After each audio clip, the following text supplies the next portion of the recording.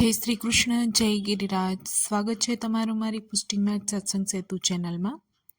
ઘણા દિવસો બાદ આપણે મળીએ છીએ. અમુક સંજોગો વસાત આપણે સત્સંગમાં બ્રેક લીધેલો હતો. હવે તે સત્સંગ ફરીથી ચાલુ કરીએ છીએ.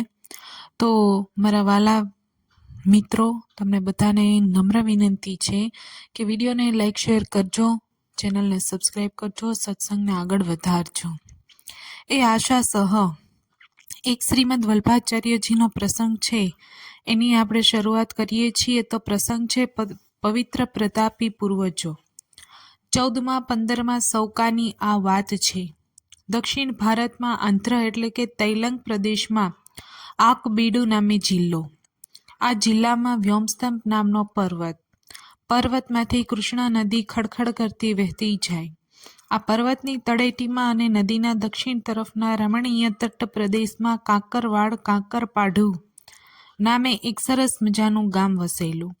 આ ગામમાં ભારદ્વાજ ગોત્રવાળા કૃષ્ણ યજુર્વેદી તૈત્રીય શાખાધ્યાયી વૈલ નાડુ સંગનક કુળના તૈલંગ બ્રાહ્મણો નિવાસ કરતા હતા. આ કુળ પરાપૂર્વથી શ્રી ગોપાળ કૃષ્ણની ભક્તિ કરતું હતું. આ કુળે વેદની દીક્ષા લીધી હતી, તેથી આ કુળ દીક્ષિત કુળ તરીકે પ્રસિદ્ધ થયું. આવા પવિત્ર બ્રાહ્મણ કુળમાં શ્રી ગોવિંદાચાર્ય થયા. એમના પુત્રનું નામ શ્રી વલ્લભ દીક્ષિત. એમના ઘરે શ્રી યજ્ઞનારાયણ ભટ્ટ પ્રગટ થયા. તેઓ 4 વેદ અને 6 શાસ્ત્રના પ્રખર જ્ઞાતા હતા.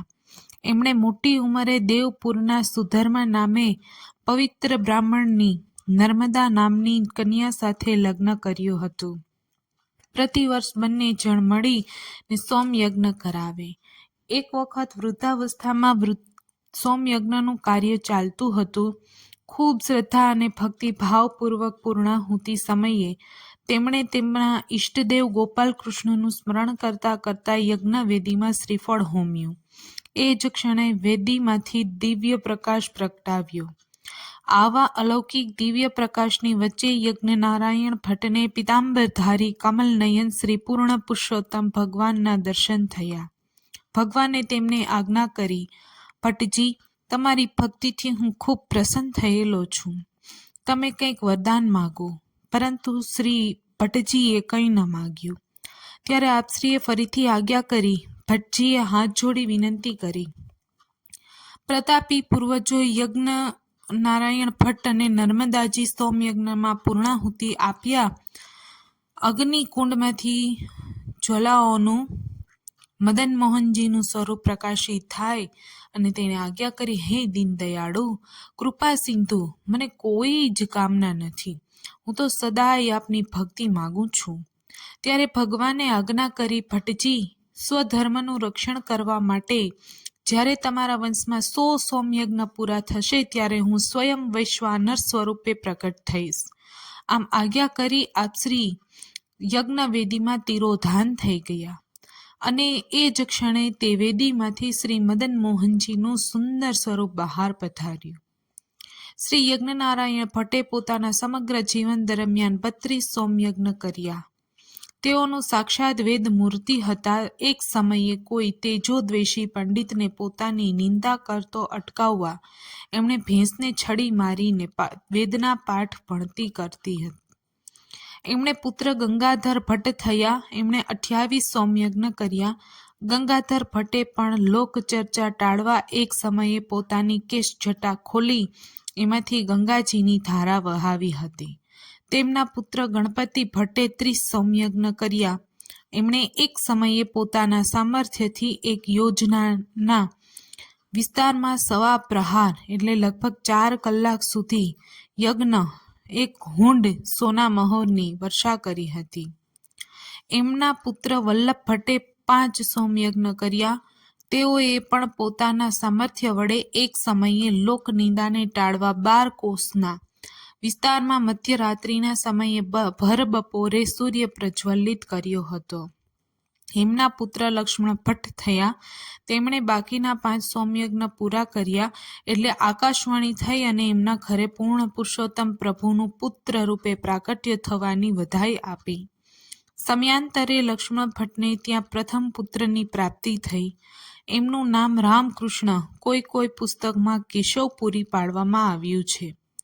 ત્યાર પછી શ્રી મહાપ્રભુજીનું વૈશ્વાનર સ્વરૂપ અલૌકિક રીતથી પ્રગટ્યું થયું. એમનું નામ વલ્લભ પડ્યું. એમના પછી ત્રીજા પુત્ર રામચંદ્ર અને ત્યાર પછી સરસ્વતી અને સુભદ્રા નામની 2 પુત્રીઓની પ્રાપ્તિ લક્ષ્મણ ભટ્ટને થઈ. ત્યાર પછીનો પ્રસંગ છે વૈશ્વાનર વિભુ શ્રી વલ્લભ. ચૈત્રનો બળબડતો તાપ, ટૂંકી રાતો, લાંબા દિવસો, દિવસે અસહ્ય ગરમી, રાત્રે રૂડી ચાંદનીની ઠંડક, ગગનમાં એક પણ વાદળું ફરકતું નથી, ચોખાચટ આકાશમાં નક્ષત્રો ચમકી રહ્યા છે. મધ્યપ્રદેશના એક ગાઢા વનમાં ઉચ્ચ કુળનું એક બ્રાહ્મણ યુવક પગપાળા દક્ષિણ દેશ તરફ આગળ વધી રહ્યું છે. કાશી નગરી એ અરસામાં જૌનપુરના મુસ્લિમ રાજ્યની સત્તામાં હતી. દિલ્હીના બહલોલ લોદી અને જૌનપુરના સુલતાન હુસૈન વચ્ચે સંઘર્ષ તો હતો જ. એવામાં દિલ્હીના લશ્કરે કાશી ઉપર હલ્લો કર્યો. અફવા ફેલાઈ, સૌ નાસભાગ કરવા લાગ્યા. પેલું પરદેશી બ્રાહ્મણ યુગલ પણ પોતાના સ્વદેશ અગ્રહાર જવા રવાના થયું. યુગલ માં પુરુષનું નામ લક્ષ્મણ ભટ્ટ અને સ્ત્રીનું નામ ઇલમા ગારુ. ઇલમા ગારુ એ સમયે સગર્ભા હતા. ચાલતા ચાલતા વનમાં એટલે કે ચંપારણ્યમાં અધૂરે માસે ઇલમા ગારુને ગર્ભસ્રાવ થયો. અધૂરા માસે પ્રસવ થતાં અંધારી રાતમાં ગર્ભ નિશ્ચેતન જણાયો. તેથી ભગવદ ઈચ્છા માની પોતાની સાડીમાંથી વસ્ત્ર ફાડી તેમાં ગર્ભને લપેટી એક વૃક્ષની બખોલમાં મૂકી ઉપર પાંદડા ઢાંકી દીધા. ખેદ પામેલું યુગલ નજીકના એક ચોડા નામના નગરમાં જઈને રહ્યું. વિદ્વાન લક્ષ્મણ ભટ્ટજીએ વિચાર કર્યો કે ભગવત આજ્ઞાનું ફળ મળવાનો સમય આવી ગયો લાગે છે. પૂર્ણ પુરુષોત્તમ તો ક્યારેય કોઈના ગર્ભમાં આવતા નથી, માટે પ્રભુ સ્વેચ્છાથી જ પ્રાપ્ત થશે એવું હતું, હવે લાગી રહ્યું છે. લક્ષ્મણ ભટ્ટજી જ્યોતિષ વિદ્યામાં નિપુણ હતા. એ સમયે રાત્રે બહારનું વાતાવરણ જોયા પછી એમને પૂર્ણ પુરુષોત્તમના પ્રાદુર્ભાવના સર્વ ચિહ્નો જણાવવા લાગ્યા. બધી દિશાઓ પ્રફુલ્લિત થઈ રહી હતી. વન હર્યું ભર્યું થઈને ઝૂમી રહ્યું હતું. સર્વે પ્રાણીઓ આનંદ કિલ્લોલ કરતા હતા. એ જ રાત્રે નિદ્રાધીન થયા પછી સ્વપ્નમાં લક્ષ્મણ ભટ્ટજીને ભગવદ આજ્ઞા થઈ, હું તમારે ત્યાં અવતીર્ણ થયો છું, મને જંગલમાં મૂકીને ચાલ્યા ન જશો. સવાર થતાં બંને હાફડા ફાફડા થતાં પાછા વન પ્રદેશમાં પ્રવેશ્યા. નદી કિનારે પેલા વૃક્ષની નીચે જઈને જુએ છે તો ત્યાં અનિર્વચનીય ચમત્કારવાળી શોભા પ્રગટી છે.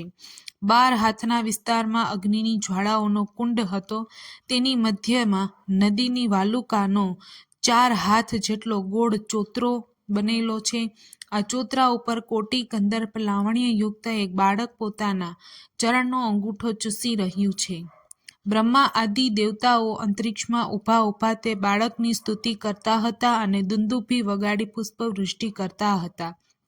વિક્રમ સંવત 1535 ચૈત્ર વદ ગુર્જર 11ની રવિવાર રાત્રિએ 6:44 અને 44 સમયે જ્યેષ્ઠા નક્ષત્ર અને વૃષભ લગ્નમાં એ અલૌકિક બાળકનું પ્રાગટ્ય થયું હતું. વસંત ઋતુના એ અંતિમ દિવસો હતા.